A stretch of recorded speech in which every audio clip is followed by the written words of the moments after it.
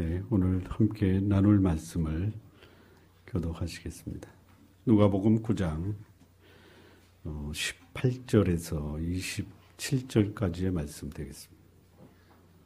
누가복음 9장 18절에서 27절 함께 교독하시겠습니다. 예수께서 따로 기도하실 때에 제자들이 주와 함께 있더니 물어 가라사대 무리가 나를 누구라 하느냐.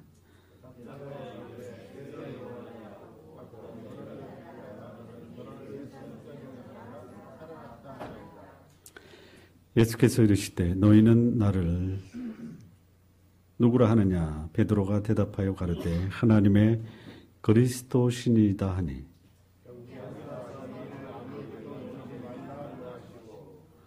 가라사대 인자가 많은 고난을 받고 장로들과 대제사장들과 서기관들에게 버림받아 죽임을 당하고 제3일에 살아나야 하리라 하시고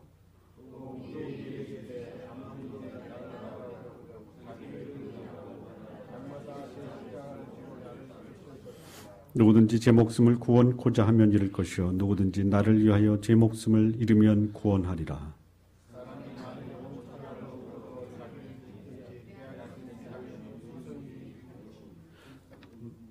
누구든지 나와 내 말을 부끄러워하면 인자도 자기와 아버지와 거룩한 천사들의 영광으로 올 때에 그 사람을 부끄러워하리라.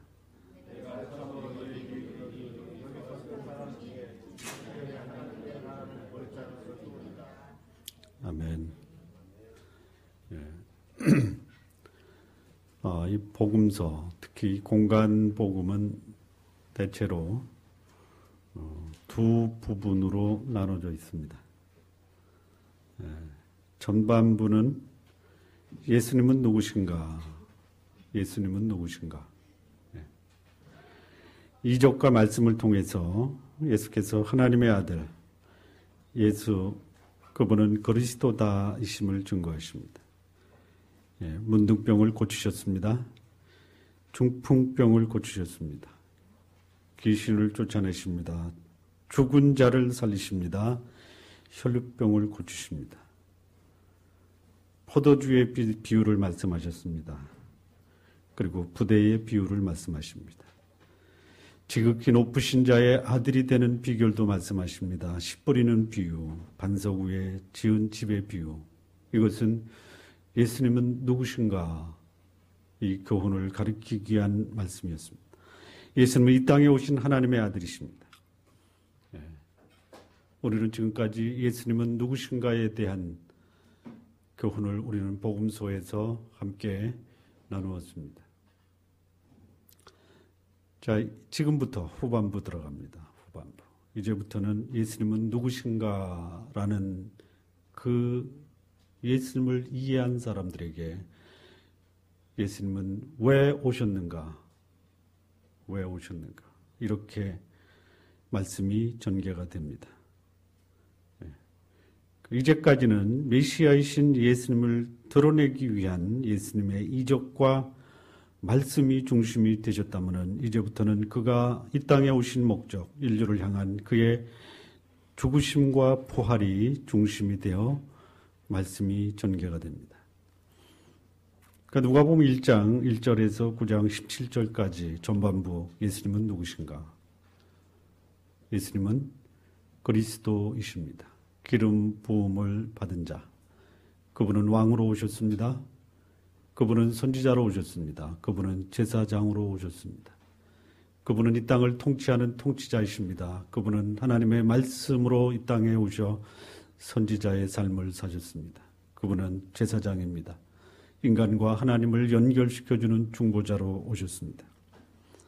자, 후반부 9장 18절에서 24장 53절. 예수님은 왜 오셨는가?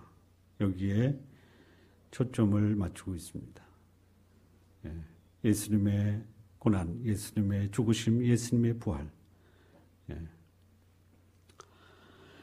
예수님이 따로 기도하러 가실 때에 제자들과 함께 있습니다. 그때 예수님이 이 전반 사역을 마치시면서 후반 사역 들어가기 전에 이렇게 질문하십니다. 무리들이 나를 누구라 하느냐? 여러분, 세상 사람들이 예수님을 누구라고 하십니까?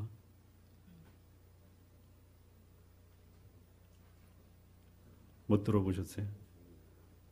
세상 사람들이 예수님을 누구라 말씀하시는지 예수님이 여러분에게 여쭈신다면 뭐라고 답하시겠습니까?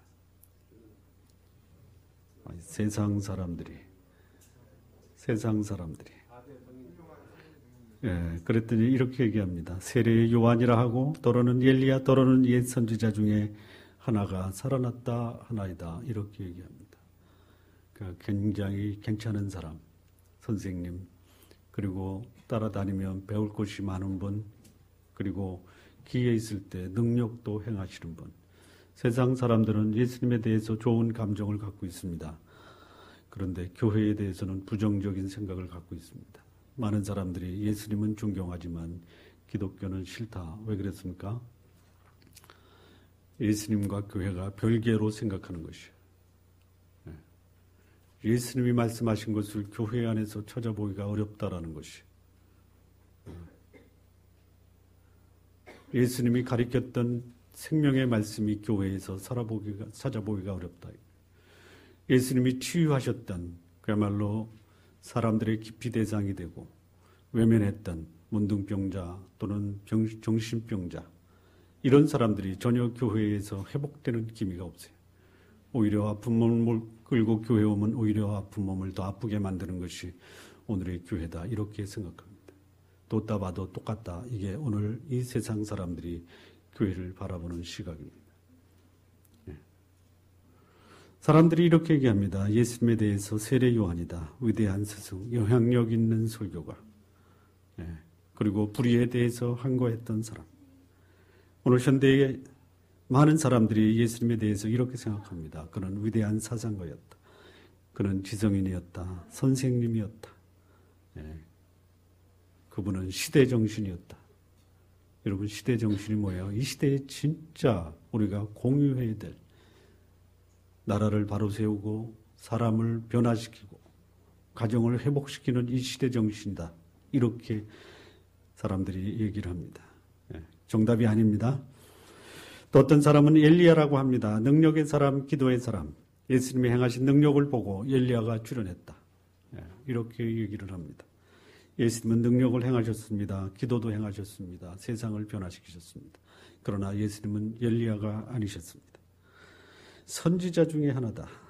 선지자 중에 하나. 하나님이 보내신 하나님의 말씀을 대언하는 사람이었다. 맞습니다. 그러나 예수님은 선지자 중에 하나가 아닙니다. 마태복음 16장 14절에는 하나 더 여기 추가되는데 에레미야다 이렇게 얘기를 합니다. 아마 예수님이 눈물을 많이 흘리셨던 것 같습니다. 그리고 무너져가는 이 나라를 보고 안타까워하며 세상을 향해서 의롭게 살라라고 하나님의 공의를 회복시키라고 외쳤던 에레미야와 같은 사람. 그러나 예수님은 에레미야가 아닙니다. 이때 예수님께서 무리들이 자기에게 말하는 그 몇 가지 얘기를 듣고 제자들에게 다시 질문합니다. 9장 20절에 보면 예수께서 이르시되 너희는 나를 누구라 하느냐? 너희는 나를 누구라 하느냐? 여러분은 예수님을 누구라 하십니까?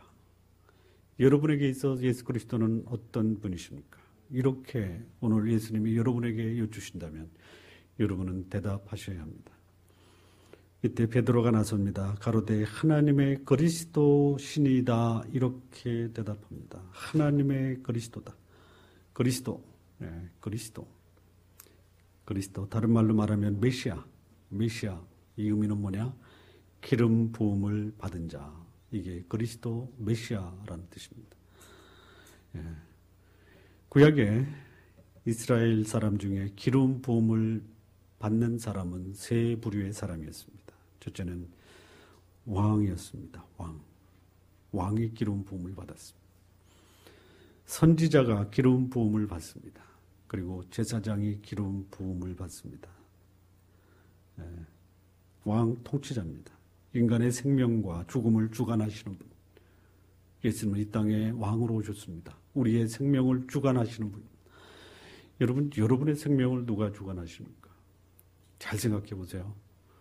여러분의 생명을 누가 주관하신다라고 생각하십니까? 아니면 여러분 생명을 누가 쥐고 계십니까? 여러분이 쥐고 있죠? 공감이 되면 끄떡끄떡 하시고 아니라면 아니라고 하시고. 아니에요? 진짜 아니에요? 여러분 몸이 불편하면 병원에 가십니까? 하나님께 나가십니까? 네. 누가 고치는 거예요? 하나님이 병원에 가서. 네. 병원에 가서 하나님의 도우심을 구하셔야 됩니다. 믿음으로 가는 겁니다. 하나님이 저 의사를 통해서 나를 고칠 것이다. 그런데 여러분 아프면 하나님을 염두에 두시고 병원에 가십니까? 빨리 나야 되겠다라는 생각으로 병원에 가십니까? 예. 좋은 남북교회 성도님들은 수준이 있으십니다. 통치자입니다. 여러분의 생명의 주관자, 여러분의 생명, 삶과 죽음을 통치하시는 분입니다. 여러분의 역사를 통치하시는 분이십니다. 진짜 그렇게 사는 분이 예수님을 그리스도라 부를 수 있는 것이. 여러분의 인생을 여러분이 주관하면서 예수님은 그리스도다, 그분을 믿겠다라고 하는 것은요, 그 여러분의 말씀을 듣는 하나님이 웃기지 마 이렇게 얘기하실 거예요. 여러분 하나님을 웃길 수 있는 길이 많습니다. 안 믿으면서 믿는 척하면 어떻게 하는 거예요? 웃기는 겁니다. 웃기는 거예요. 하나님을 통치자, 왕으로 모시고 사셔야 됩니다. 그분이 여러분의 왕이십니다. 근데 그분이 여러분보다 여러분을 잘 아십니다. 그분이 여러분보다 여러분을 더 사랑하십니다. 그분이 여러분을 향한 미래의 설교보다 그분이 여러분의 미래에 대한 설교를 더 세련되고 세밀되고 아름답게 여러분의 미래를 설계하고 있습니다. 믿으시기 바랍니다. 그럼 어떻게 사셔야 돼요? 내 인생은 하나님이 설계하시고 하나님이 만드시고 하나님이 완성시키신다. 얼굴 표정을 좀 달리 하셔야 됩니다. 지금부터라도. 그분은 왕이십니다. 그분은 그리스도이십니다. 두 번째, 그분은 선지자이십니다. 선지자. 하나님의 말씀으로 이 땅에 하나님의 뜻을 증거하셨습니다. 그분의 말씀은 하나님의 말씀입니다. 태초에 말씀이 계시니라 이 말씀이 하나님과 함께 계셨으니 이 말씀은 곧 하나님이라. 말씀이 육신이 되어 우리 가운데 거하심에 우리가 그 영광을 보니 아버지의 독생자의 영광이요 은혜와 진리가 충만하더라. 여러분 하나님의 음성 예수 그리스도를 통해서 증거되는 그 하나님의 말씀을 들을 때 우리 속에서 경험하는 것이 뭡니까? 은혜와 진리. 은혜와 진리. 다른 말로 말하면 내가 왜 이렇게 소중한 사람으로 여겨지는지, 내가 무엇을 위해 살고 어디로 가고 왜 사는지를 알게 되는 것, 그분의 말씀을 들을 때 우리의 삶 속에서 나는 내가 이렇게 소중한지 몰랐습니다. 이 사실을 깨달아야 돼요. 여러분이 생각하는 여러분보다 여러분이 소중하다라는 사실을 아십니까? 모르셨어요? 네. 여러분 함부로 대하지 마십시오. 여러분이 여러분을 함부로 대할 만큼 그렇게 가치가 없는 인생이 아니다라는 것이죠. 그분은 여러분의 생명을 구하기 위해서 그분의 생명을 들이신 것이죠. 그분의 말씀이 선포되는 곳에 진리가 살아납니다. 진리가 뭡니까? 진리의 본질은 영혼을 자유케 하는 것이에요. 진리를 알지니 진리가 너희를 자유케 하리라. 여러분 우리를 구속하고 있는 것이 뭡니까? 거짓입니다. 우리의 욕심입니다. 우리의 이기심입니다. 이런 것들이 우리를 올가매고 있는 것이에요. 그리고 그 속에서 우리는 질식하면서 숨도 못 쉬고 그냥 죽어라고 그것을 추종하다가 죽어버리는 것이에요. 여러분 예수 그리스도의 말씀이 증거되는 곳에 진정한 자유가 있습니다. 진정한 진리가 선포되는 것이에요. 여러분 말씀을 들을 때 여러분 속에서 말할 수 없는 이 자유와 감격, 해방의 느낌을 여러분 누릴 수가 있어야 돼요. 여러분 예수님은 여러분의 그리스도이십니까?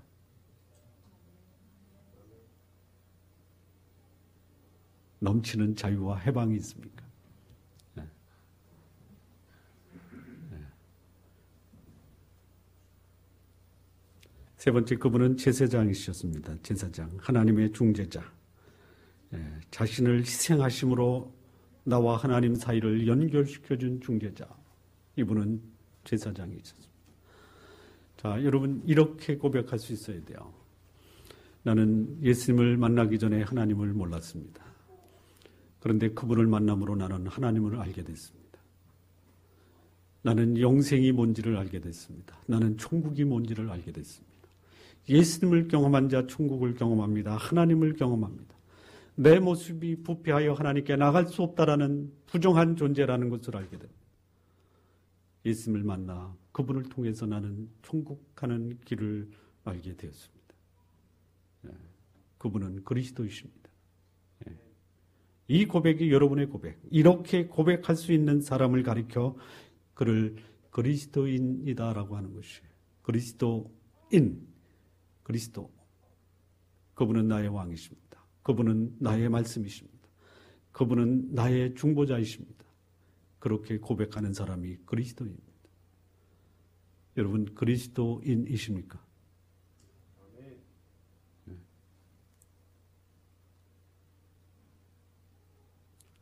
자, 이 베드로의 신앙 고백을 들으시고요. 예수님이요, 경계하라고 말씀하십니다. 경계. 21절 보시죠. 경계하자 이 말을 아무에게도 이르지 말라. 이렇게 명하십니다. 예수님은 그리스도이십니다. 하나님의 그리스도이십니다. 그 고백을 제자들이 했어요. 그런데 그 고백을 듣자마자 예수님이 경계하십니다. 경계가 뭐예요?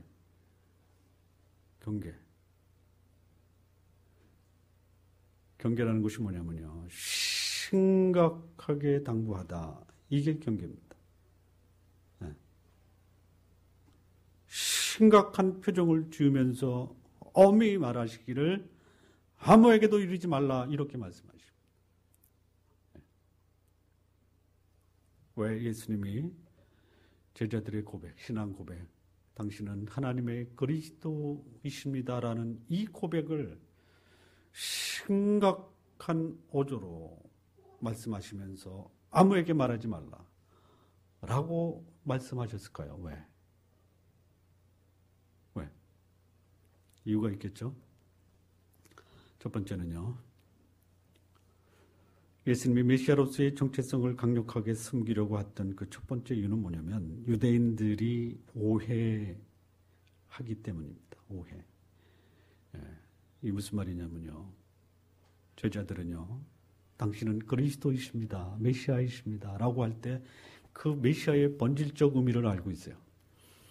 당신은 내 인생의 통치자입니다. 내 생명을 주관하시는 분입니다. 내 미래를 계획하시고 설계하시고 나를 하나님의 뜻에 합당한 삶을 살 수 있는 자로 인도하시는 나의 통치자이십니다. 이 사실을 알았어요. 선지자인 것을 아셨어요. 제사장인 것을 알았습니다. 그런데요, 유대인들은 만약에 예수님이 메시아다라는 것이 공공연하게 퍼지면요, 유대인들의 메시아는 어떤 메시아입니까? 정치적인 메시아, 경제적인 메시아, 로마의 압제로부터, 그리고 기아와 기근에서부터 민족을 구원할 수 있는 정치적인 지도자로 받아들일 것이다라는 것이에요. 유대인들은요, 어떤 메시아를 기다려왔냐? 과거로부터 지금까지, 지금도 마찬가지. 정치적, 사회적, 경제적 그런 메시아로 기다려왔다라는 것이 역사의 억압 수탈을 당해서 오면서 민족적, 정치적 의미에서의 메시아를 열렬히 기다려왔다라는 것이에요. 예수께서 메시아라는 소문이 퍼져나갑니다. 그렇다면 유대인들은 예수님을 뭘로 모십니까? 민족 해방의 지도자. 여러분, 5,000명을 먹고 나니까 예수님이 가는 곳마다 또 사람들이 쫓아옵니다. 왜요? 왜 그래요? 먹고 배불러서 붙잡아 임금 삼으려고 그런 것이에요. 사람들의 관심은 온통 거기에 있습니다. 여러분은 예수님을 하나님의 그리스도로 생각하지만요, 상당히 많은 소위 교회 출석하는 교인들이 왜 교회 나오느냐, 예수님을 메시아 그리스도로 생각하고 나오느냐, 아니면 그를 통해서 한미천 잡으려고 나오느냐? 왜 나와요? 한미천 잡아보겠다라는 것이. 유력한 경제인, 유력한 정치인이 어느 교회에 나간다. 그럼 사람들이 그쪽으로 몰리는 거예요. 왜? 한미천 잡아보자.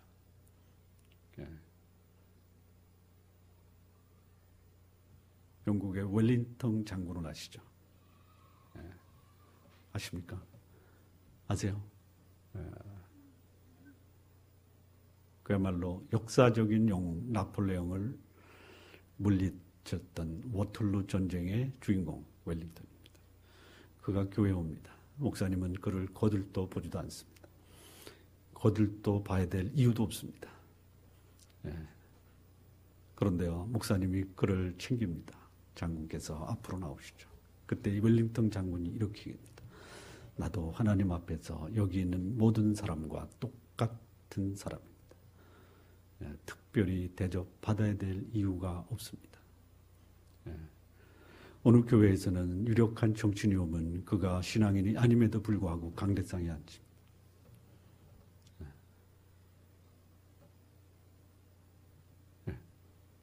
사람들이 왜 교회에 오나요? 한미천 잡아볼까? 생명이 떠나갈 수밖에 없다라는 것이. 두 번째, 왜 예수님이 자신이 하나님의 그리스도이심을 엄히 경계하시면서 말하지 말라라고 당부했을까? 왜 그러겠어요? 아직도 예수님은 해야 할 일이 있습니다. 아직도 해야 할 일이 있어요. 지금요. 예수님은 그가 메시아라는 사실을 알게 하기 위해서 전반 사역을 마치십니다. 이제는 그가 고난당하시고 그가 십자가에 죽으시고 부활해야 되는 그 십자가의 여정을 가야 돼요. 아직은 내 때가 안 된 것이. 아직은 내 때가 안 된 것이. 유대인들이 생각하는 메시아의 메시아가 소문이 퍼질 경우에는 예수님께 오히려 정치적 위험이 빨리 다가올 수 있는 것이. 그렇다면 예수님의 지상 사역이 방해받을 수가 있기 때문인 것이. 때가 됐을 때 예수님은 세상에 오셨습니다. 그리고 예수님은 하나님의 계획에 의해서 그분의 때를 만들어가고 계신 거예요. 사람들에 의해서 하나님의 때가 임의로 변경될 수가 없다라는 것이. 여러분, 이름을 쉽게 빨리 그리고 널리 알리려고 하지 마십시오. 오늘 나에게 주어진 일이 하나님의 뜻인가? 여기에 충실하십시오.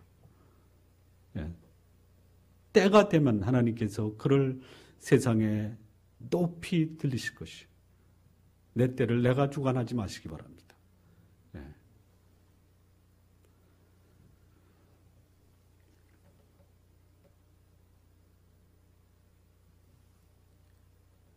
자, 그러면서요, 이렇게 이 두 가지 이유 때문에 예수님이 자기가 메시아이라는 사실을 말씀하지 말라라고 하십니다. 그리고 말씀하시는 거예요. 누가복음 8장 31절 보면요. 인자가 많은 고난을 받고 제 장로들과 대제사장들과 서기관들에게 버림받아 죽임당하고 사흘 말에 다시 살아나야 할 것을 비로소 저희에게 가르치되, 죄송합니다. 누가복음이 아니라 마가복음입니다. 마가복음 8장 31절이에요. 그 죽임당하고 살아나실 것을 비로소 저희에게 가르치십니다. 메시아라는 사실을 경계하시며 다른 사람에게 이르지 말라라고 하시고 비로소 저희에게 가르치십니다. 무엇을 가르치셨느냐? 네 가지를 가르치십니다. 첫 번째는 뭐냐면 예수님이 이 땅에 오신 목적을 가르치십니다. 9장 22절 보면요. 경계하시며 말하지 말라 하시고 이르시되 무엇을 말씀하시냐? 먼저 22절을 말씀하시고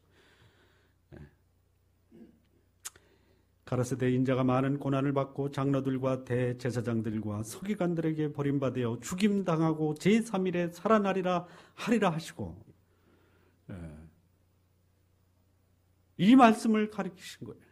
이 말씀. 베드로의 신앙 고백 후에 그 말을 말하지 말라라고 경계하시면서 이르신 첫 번째 말씀이 뭐냐? 내가 온 목적은 이것이다라는 것이. 이것 뭐예요? 그분의 고난과 그분의 죽으심과 그분의 부활을 가르치십니다. 예, 고난과 죽음과 부활. 예. 여러분, 사람들에게요, 우리들에게, 인간들에게 당하는 고난은 고난의 이유가 있죠. 예. 고난의 첫 번째 이유는 뭐냐면요, 잘못된 삶에 대한 징계입니다. 징계. 예, 징계. 예, 죄 지으면요, 벌 받아요. 그렇죠? 여러분, 더 놀라운 징계는 뭐냐면요, 죄 짓고 징계 안 받는 게요, 벌 안 받는 게 더 큰 징계입니다. 그러니까 그 사람들 괜히 부러워하지 마십시오. 죄 짓고 벌 받는 거는 정상입니다. 정상. 죄를 졌는데도 벌을 안 받는다. 이건 더 큰 벌이 기다리고 있는 거예요. 예. 고난 당하는 첫 번째 이유는 죄에 대한 대가예요. 예. 죄에 대한 대가입니다. 자, 그런데 예수님이 당하는 고난은 죄에 대한 대가가 아닙니다. 본인의 죄의 대가가 아니에요. 누구의 죄의 대가입니까? 인간의 죄에 대한 대가입니다. 그분이 당하신 고난은 우리가 지불해야 될 고난을 대신 당하신 거예요. 예. 우리 죄의 대가가 뭡니까? 사망입니다. 사망. 우리가 죽어야 되는 거예요. 여러분, 죄 짓고 여러분이 받아야 될 당연한 죄는요, 죽음입니다. 이 죽음이 뭐냐면요, 숨이 끊어지다. 그 차원에서의 죽음이 아닙니다. 죽음의 뜻은 뭡니까? 분리되다, 단절되다라는 뜻이. 예. 여러분, 죄 지면 어디 가죠? 감옥 가면. 그 뭐 하는 거예요? 분리시키는 거예요. 최고의 형벌이 뭐냐? 분리시키는 거예요. 예. 분리시키는 거예요. 예. 여러분이 당하는 고통 중에 가장 큰 고통이 뭐냐? 예. 분리됐으면 좋겠다라는 사람과의 분리는 죄도 아니에요? 예. 그건 벌도 아닙니다. 분리되어서는 안 되고 단절되어서는 안 되는 사람과의 단절이 고통이고 그게 형벌이에요. 예. 여러분, 실현당하면은 어떤 일도 벌어졌어요? 예? 실현당하면은 어떤 일이 예상됩니까? 몰라요? 스스로 목숨을 버리는 거예요. 예. 그게 죽음이에요. 여러분, 죽지 않고도 죽음을 경험해 보셨습니까? 안 해보셨어요? 무슨 말인지 몰라요? 죽지는 않았지만 살아있지만 살고 싶은 마음이 없다라는 것이 무슨 경험이에요? 예. 살아있음에도 불구하고 살고 싶지 않다. 무슨 맛? 맛을 보잖아요. 예. 언제 그래요? 언제 그래요? 단절될 때 그래요. 단절될 때. 예. 여러분, 죽음이란 말 함부로 쓰지 마세요. 뭐 좋아? 그런 말 쓰지 마세요. 예? 배불러? 그런 말 쓰지 마세요. 좋아? 죽겠다 쓰지 마세요. 예. 행복해? 그런 말 쓰지 말라. 예. 전혀 어울리지 않는 말이에요. 예. 그 죽음을 그분이 대신 지신 거예요. 죄가 없음에도 불구하고. 그렇다면 여러분의 죽음에 대해서, 형벌에 대한 이 죽음, 그 문제 그분이 해결하셨어요. 그분이 오신 목적이 그겁니다. 예, 이것을 믿을 수만 있다면, 이것을 믿을 수만 있다면, 여러분 구원받은 하나님의 백성입니다. 안 믿어져요? 그러면 이렇게 기도하세요. 하나님 믿고 싶은데 안 믿어지니 어떻게 했으면 좋겠습니까? 그렇게 기도하세요. 못 믿겠다, 안 믿겠다 하지 마시고요. 여러분, 안 믿겠다고, 못 믿겠다고 여러분의 목숨이 영원히 사는 것이 아니잖아요. 육체와 영혼이 분리되는 그것을 우리는 죽음이라고 합니다. 그러나 이보다 더 무서운 형벌, 벌이 있다면 뭐냐? 우리의 영혼이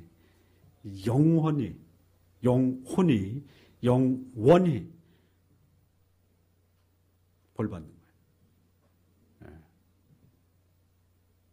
그 형벌을 우리가 면해야 됩니다. 그것을 위해서 예수님이 고통당하시고 죽임 당하신 거예요.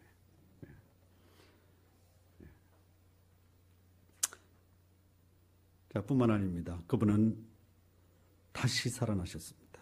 여러분, 죽음의 문제는요, 죽음으로 해결됩니다. 죄의 대가가 지불되는 것이죠. 자, 그런데 부활하셨습니다.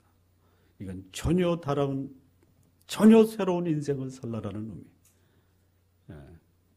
예수님을 믿는다라는 것은 뭐냐면요, 두 가지 일에 동참하는 것이죠. 죄에 대해서 죽고 그분이 부활하셨을 때 우리는 전혀 다른 인생을 위해서 살아나는 것.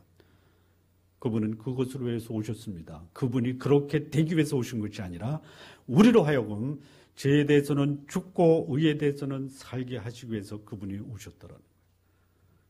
여러분, 예수 그리스도를 여러분의 구주와 주님으로 모시고 산다면 여러분 생애에 두 가지 사건이 이루어져야 됩니다. 뭐냐?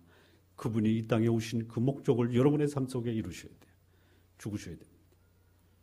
죄에 대해서 죽으셔야 돼요. 그리고 전혀 새로운 하나님 뜻에 합당한 의에 대해서는 다시 살아나야 되는 거예요. 이것이 그분이 오신 목적입니다. 자, 의롭다가 뭡니까? 이제는 내 욕심을 위해 사는 것이 아니라 이제는 하나님이 나를 이 땅에 보내신 그 뜻을 실현하기 위해 사는 삶. 이게 의로운 삶입니다. 여러분, 하나님의 나라가 여러분의 삶 속에 이루어지는 그 삶을 위해서 예수님이 다시 부활하신 거예요. 하나님의 나라가 여러분의 삶 속에 이루어지는 그 삶은 어떤 모습입니까? 크게 두 가지입니다. 거룩함이 회복되어야 됩니다. 거룩함. 그리스도인을 통해서 볼 수 있는 삶의 모습. 예수님 이 땅에 오신 목적이 그를 통해서 나타나는 삶을 살아야 되는 거예요. 거룩한 삶을 사십시오. 다짐 한번 하실까요? 다짐 한번 하겠습니다. 가슴에 손을 얹고 죽을 수는 있어도 더러워질 수는 없다.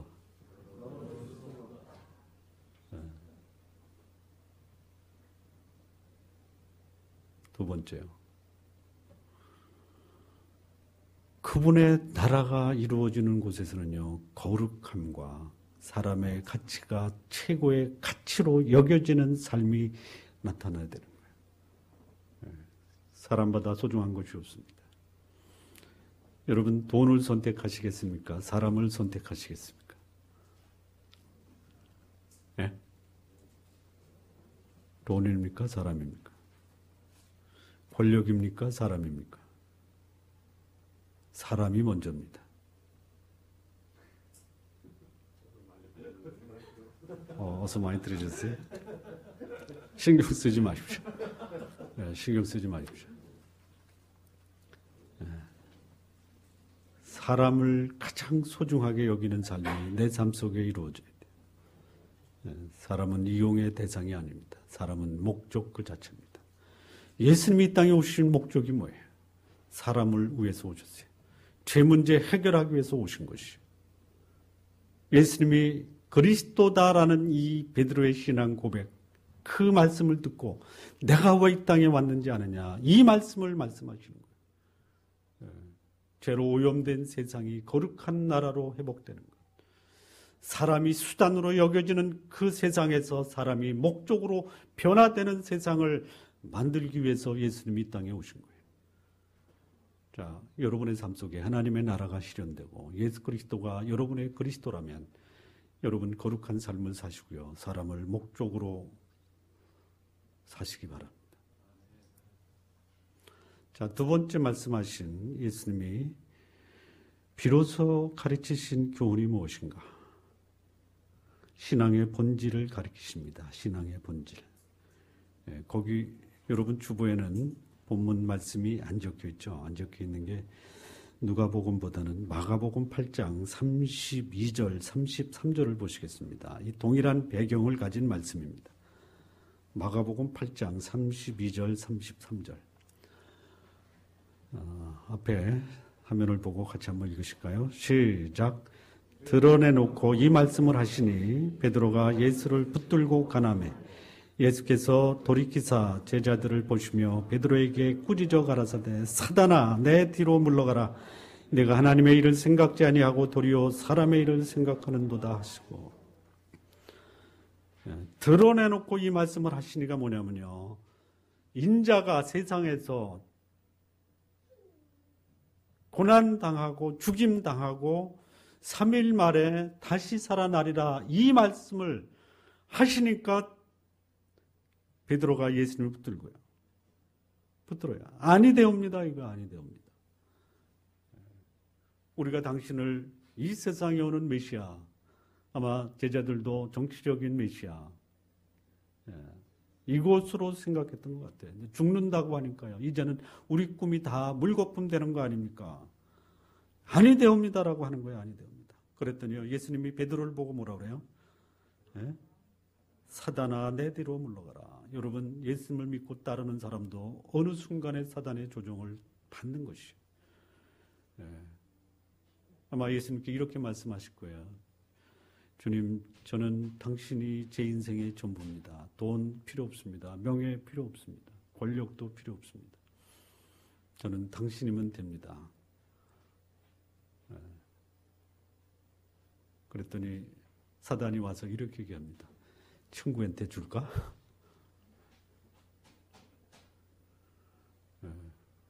여러분 빌 게이츠나 록펠러가 부자인 것 때문에 여러분 속상하고 질투심 생겨보신 적 있어요? 없어요. 왜 없어요? 상관없죠. 그런데 내 옆집이 나보다 못 살았는데 갑자기 예? 신경만 쓰이죠.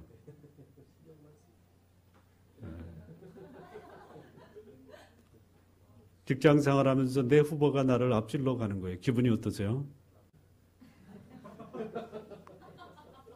그리고 여기 베드로의 말이 그 말이에요. 여러분 그것이 누가 주는 말이에요. 누가 주는 생각입니까?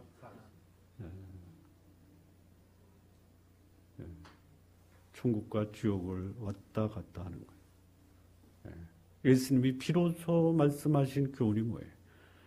신앙의 본질은 세상적 욕심을 충족하는 것이 아니다라는 것이에요. 여러분 하나님이 주신 복의 개념이 뭡니까? 복의 개념. 복의 개념이요. 개념. 복의 내용이 아니라 복의 개념. 복의 개념. 개념과 내용이 다릅니다. 근데 우리는 개념은 관심 없어요. 내용만 취하려고 하는 거예요. 복의 내용은 뭐냐면 집안 잘 되고 사업 잘 되는 거예요. 세상에서 잘 먹고 잘 살고 돈 많이 갖고 명예 갖고 권력 갖는 것이 하나님이 주신 축복이 있습니다. 복이에요. 그게 복의 내용. 그런데 그 복을 누리지 못하는 이유가 뭐냐? 복의 개념과는 전혀 상관없는 삶을 살기 때문에 그런 것이에요. 복의 개념은 뭐예요? 성경에 나오는 복의 개념은 크게 세 가지입니다. 첫째는요. 거룩한 성품을 소유해야 돼요. 거룩한 성품. 창세기 1장 28절에 나온 하나님이 그들에게 복을 주시며 그들에게 이르시되 그 복이 뭐예요? 무릎을 꿇다 감사하다라는 뜻이에요. 겸손하고 감사하는 삶이 복을 누릴 수 있는 복의 개념적 삶이에요. 시편 1편에 복 있는 사람은 악인의 꾀를 쫓지 아니할 때 그 복은 무슨 복이냐면요. 똑바로 걷는 것이에요. 바를 정, 고들직, 정직하게 사는 것이에요. 보시기에 좋았더라. 그 복이라는 개념입니다. 보시기에 좋았더라. 토부라는 것이 복의 개념이 뭐냐면요. 나만 잘 먹고 잘 사는 것이 복이 아니라 더불어 조화와 균형을 이루는 것. 이게 복의 개념이에요. 그래야지 집안 잘 되고 사업 잘 되는 것이에요. 집안 잘 되고 사업 잘 되는 것은 그렇게도 결사적으로 구하면서 겸손하지 않아요. 오만불손해요. 여러분 오만불손한 사람에게 투표하지 마십시오. 다른 사람 끄집어 내리는 사람한테 투표하지 마십시오. 조화라는 것은 뭐예요? 나는 낮추고 다른 사람 높여주는 것이. 정직한 사람은 뽑아주세요. 이 복의 개념은요. 잃어버린 하나님의 형상을 회복했을 때 하나님이 우리에게 맡겨주신 창조의 축복을 위임해 주시는 거예요. 범죄했을 때 하나님의 형상도 잃어버리고 하나님이 허락하신 축복도 잃어버렸어요. 축복은 달라고 하면서 잃어버린 하나님의 형상이 회복이 안 되면요, 그 축복은 여러분에게 흉기로 변할 수가 있다는 것이죠. 흉기를 구하지 마십시오. 여러분, 칼잡이가요, 왜 쓰는지 모르면 이 칼은 뭐가 돼요?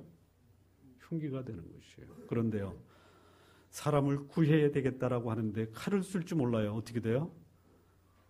먼저 당하는 거예요.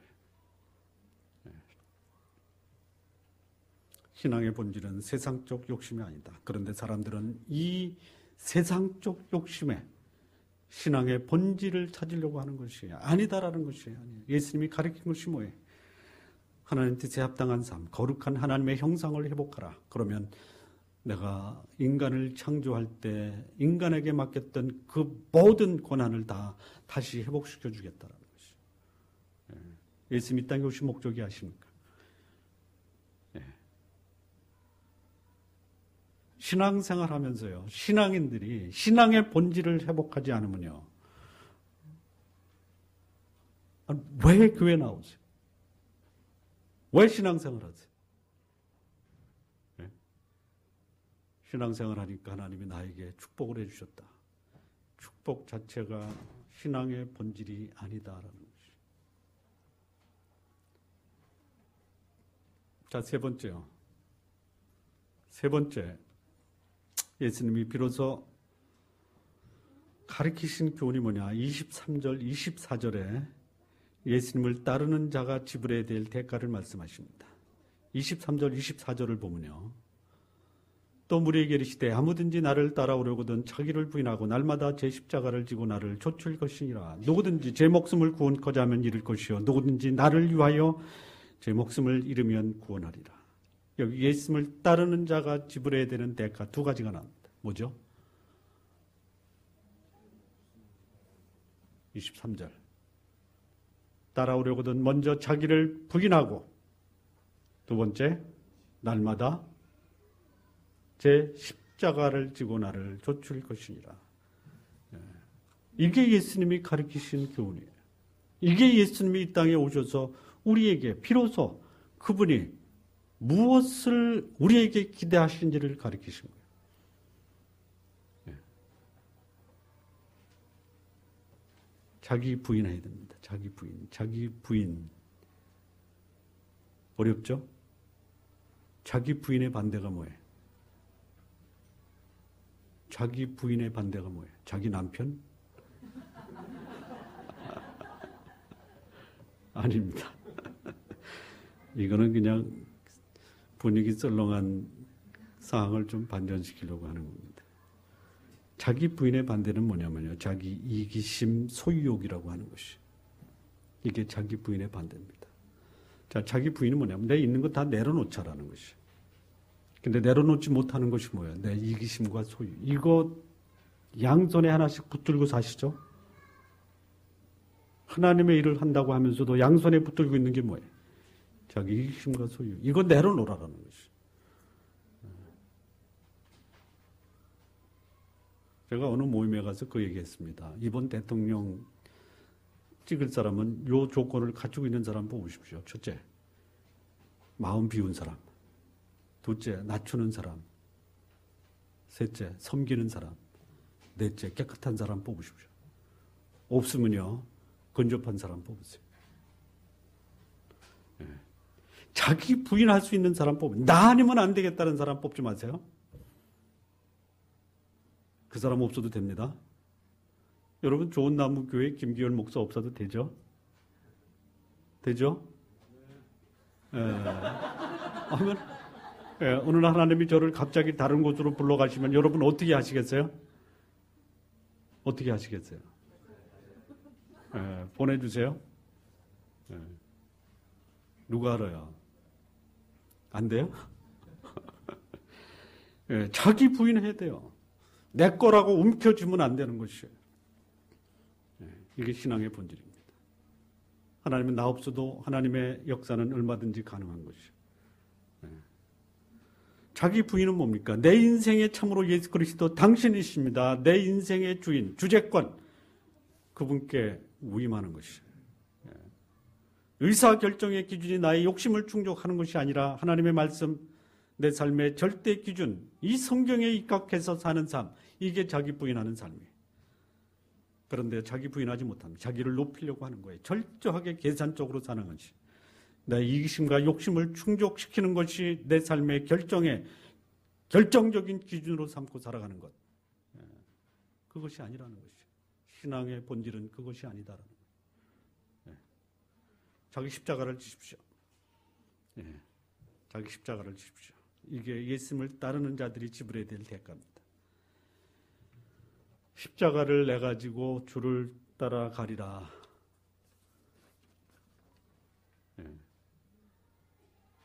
오늘 마지막 찬송이 그거거든요. 제가 그 찬송을 선택하면서요, 굉장히 고민스러웠습니다. 여러분, 예수님이 지신 십자가는 여러분이 질 자격이 없습니다. 예? 지겠다고 하셔도 안 돼요. 그것처럼 오만불손한 게 없습니다. 그게 무슨 소리냐면요. 아버지가 있는데 아들이 그냥 아버지 역할 그만하시고 내려오시죠. 이게 똑같은 거예요. 자기 십자가를 지라 했어요. 제 십자가를 지라 그랬어요. 자기 십자가. 여러분 예수님의 십자가 질 자격도 없고요. 진다고 해도 예수님이 여러분에게 예수님의 십자가를 지어주시지도 않습니다. 왜? 그거는 예수님만이 질 수 있는 십자가예요. 여러분이 십자가를 지고 십자가에서 죽은들 누구 하나 살릴 수가 없어요. 없죠. 그러니까 그런 십자가 지겠다라고 말씀하지만 제 십자가 지십시오. 여러분의 십자가. 뭐예요? 예수님이 이 땅에 오신 목적이 그 하나님의 뜻을 실현하는 인류의 죄를 구원하시기 위한 십자가를 지시는 것이 예수님이 이 땅에 오신 목적이에요. 그게 그분의 십자가예요. 그럼 우리의 십자가는 뭐냐? 나를 이 땅에 보내신 그 목적이 있는 것이죠. 거룩하게 사는 것. 그래서 그것 때문에 핍박받는다면 그게 내 십자가예요. 사람을 사랑하기 위해서 내가 가진 것을 다 희생하는 것이 내가 져야 되는 십자가라면 그것을 내가 지고 가야 되는 것이죠. 불신앙의 가정 속에서 그 가정을 복음화시키고 복음으로 우리 가정을 사랑과 공의로 회복시키는 것이 나를 향한 하나님의 뜻이라면 이 십자가를 지라라는 것이죠. 지금 우리 교회가 놓치고 있는 중요한 하나가 바로 이 십자가 지는 것을 놓치고 있는 것이죠. 여러분 세례나 침례 받을 때 그 세례나 침례의 의미가 뭐냐면요. 세 가지 의미가 있어요. 근데 마지막 세 개를 강조하지 않습니다. 두 가지만 강조해요. 첫째는 뭐냐. 예수님이 나의 구주임을 고백합니다라는 공개적인 선언입니다. 두 번째. 나는 그리스도와 함께 죽고 살았습니다라는 그리스도와의 연대와 요거는 강조합니다. 세 번째 강조 안 해요. 아예 강조를 안 합니다. 뭐냐. 신앙인이 지불해야 될 십자가의 대가, 자기 십자가의 대가를 지불하는 거기까지 가는 것이 세례의 의미, 침례의 의미입니다. 세 개 안 가르쳐요. 예수 믿고 복 받으세요. 만사형통하십시오. 그거 거짓말입니다. 예수 믿고 문제가 더 커지죠. 고난도 많아지죠. 하지 말아야 될 것도 많죠. 많은 분들이 예수 믿고 만사 형통을 기대했다가 오히려 더 형통이 아니라 그냥 고통 속에 빠져버리니까 거짓말. 차라리 고통을 사실대로 말씀하고 고통이 왔을 때 고통을 극복하도록 돕는 것이 오히려 교회가 해야 될 역할이에요. 헌금 많이 내십시오. 복 받습니다. 여러분 헌금과 복은 별개예요. 별개. 오해하지 마십시오. 뭐 30배, 60배, 100배의 결실을 맺는다. 헌금과는 무관한 말씀이에요. 우리는 아시잖아요.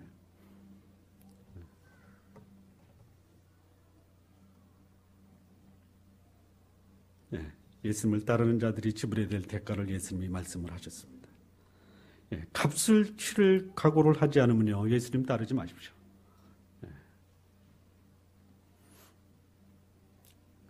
그렇다고 교회까지 나오지 말라는 건 아닙니다. 교회 나오세요. 그래도.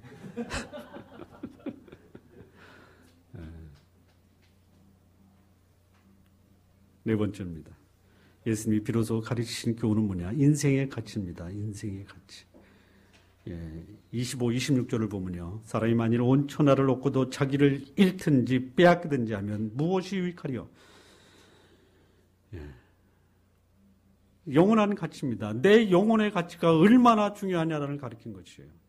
그러기 위해서 누군지 나와 내 말을 부끄러워하면 인자도 자기와 아버지와 거룩한 천사들의 영광으로 올 때 그 사람을 부끄러워하리라. 이 땅에서 먹고 사는 것. 여러분, 이 지구상에 살았던 수많은 성인군자들 중에요, 살아있다라는 이 인간의 존재에 대해서 가장 깊이 고민하고 연구하고 득도한 분이 누군지 아세요? 누구예요?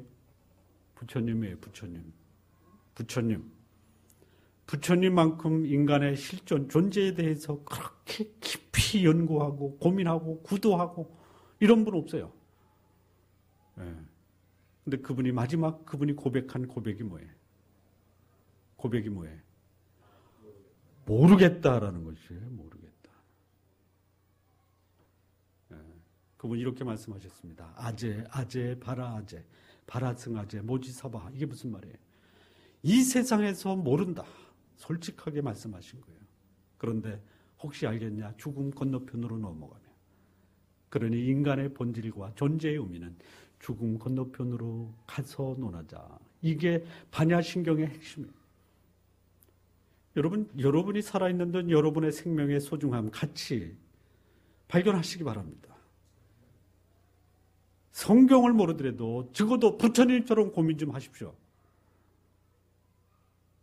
그리고 부처님이 내렸던 그 결론에 공감하시기 바랍니다. 반야신경에 성경판이 있습니다. 전도서에 전도서. 성경 기자는 이렇게 말합니다. 헛되니 모든 것이 헛되다. 그래서 일의 모든 것을 다 들었다. 그랬더니 청년의 때 아무 낙이 없다라고 생각할 그때에 너희 창조주를 기억하라. 일의 결국을 다 들었는데 결론적으로 내리머니 사람이 하나님의 말씀을 듣고 행하는 그것이 인간의 본분인 것을 깨닫게 되었다. 부처님은요, 인간적 차원에서 인간을 규명했지만 모르겠다라고 정직하게 답하시고 그분은 인간의 문제를 죽음 건너편으로 넘기셨어요. 그런데요, 하나님은 인간의 문제는 살아있을 때 해결해야 된다. 예수님이 오신 목적이 뭐예요? 나를 믿는 자는 죽어도 살겠고 무릇 살아서 나를 믿는 자는 영원히 죽지 아니하리라. 이게 인생의 가치예요. 명예를 얻고 재물을 얻고 세상의 모든 것을 다 얻음에도 불구하고 생명의 문제가 해결되지 않으면 주께서 천사들과 함께 이 땅에 오실 때 나를 모른다라고 말씀하시면 이보다 더 부끄러운 것이 어딨냐라고. 여러분 살아있을 때 여러분의 영혼의 문제, 생명의 문제 해결하시기 바랍니다.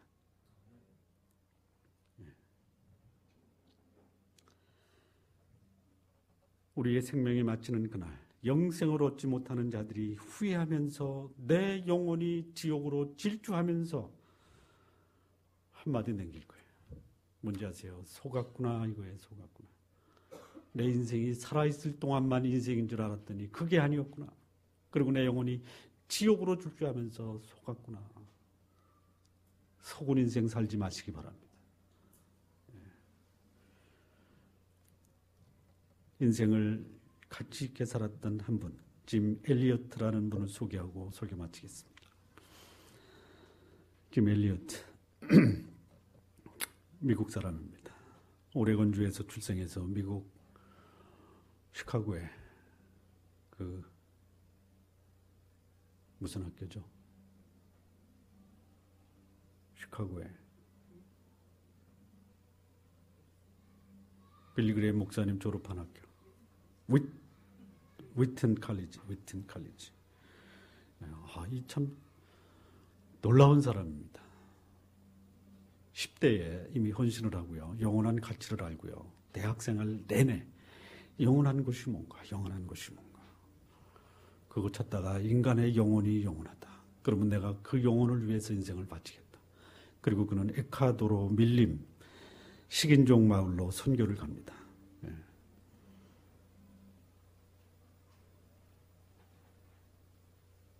비행기를 타고 밀림으로 들어갑니다. 수년 동안 그 밀림과 친밀감을 형성하기 위해서 물건도 떨어뜨리고 그리고 원주민들이 손을 후는 것도 경험을 합니다. 이제는 들어가도 되겠다. 그 비행기를 그 에콰도르 밀림 그 강변에 이륙을 합니다. 그런데 이륙할 때 그 밀림에서 원주민들이 튀어나와서 창으로 그때 함께 비행기 타고 갔던 선교사들이 4명 다 거기서 살해를 당합니다. 돌아올 때가 됐는데 안 돌아옵니다. 그래서 남아있던 선교사들이 갑니다. 비행기 다 부서지고 사람은 없고 살해당한 것을 확인하게 됩니다. 짐 엘리어티의 유품들을 정리합니다. 대학 시절에 쓴 일기장이 나옵니다. 여러분 그 책 한번 읽어보세요. 전능자의 그늘이라는 책입니다. 거기 이런 글이 나옵니다. 결코 놓쳐서는 안 될 것을 위해 결코 잡을 수 없는 것을 포기하는 것은 결코 어리석은 일이 아니다. 여러분 결코 놓쳐서는 안 될 것이 뭡니까? 영원한 것입니다. 복음입니다. 하나님입니다. 인간의 영혼입니다. 이거 결코 놓쳐서는 안 돼요.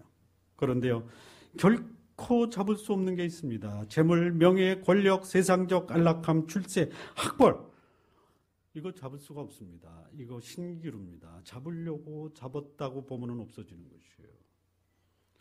그것을 포기하는 사람은 결코 어리석지가 않다. 어리석다가 뭡니까? 가시적인 것을 위해서 영원한 것을 포기하는 자가 어리석은 것이에요. 여러분 지혜로운 자가 되시기 바랍니다. 결코 놓쳐서는 안 될 것 놓치지 마십시오. 결코 잡을 수 없는 것 잡으려고 여러분 인생 걸지 마십시오. 여러분 몇 년을 내다보고 사십니까? 결론입니다. 10년을 내다보십니까? 아니 100년을 내다보십니까? 뭐 어느 그 크리넥스 티슈 박스에 보니까요. If you want to be happy a year, plant a garden. If you want to be happy for life, plant a tree. 이렇게 돼 있더라고요. 다 알아들으셨죠? 1년을 행복하길 원하면 정원을 가꾸고 평생을 행복하길 원하면 나무를 가꾸라. 나무를 심어라. 이렇게 돼 있더라고요. 여러분 평생을 여러분 가치 있는 삶을 살려면요. 여러분 결코 놓칠 수 없는 것을 포기하지 마십시오. 영원한 것. 우리가 궁극적으로 추구해야 될 영혼의 가치를 결코 잃어버리지 마십시오. 여러분 예수님이 이 땅에 오셔서 궁극적으로 우리가 알아야 될 교훈을 가르치신 것이 뭐예요? 그분이 이 땅에 오셔서 그분은 돌아가셔야 됐습니다. 저와 여러분을 위해서. 거룩함과 사랑을 위해서 그분은 돌아가셨습니다. 신앙의 본질은 우리의 욕심을 추구하는 것이 아니다라는 것을 가르치셨습니다. 신앙의 대가, 자기를 부인하고 자기 십자가를 지는 것. 인생의 가치는 영원한 가치를 추구하는 것. 여러분 영혼을 준비하는 삶을 사시기 바랍니다. 복음을 위해 삶을 사시기 바랍니다. 영원한 축복이 여러분의 축복이 되시기를 진심으로 바랍니다.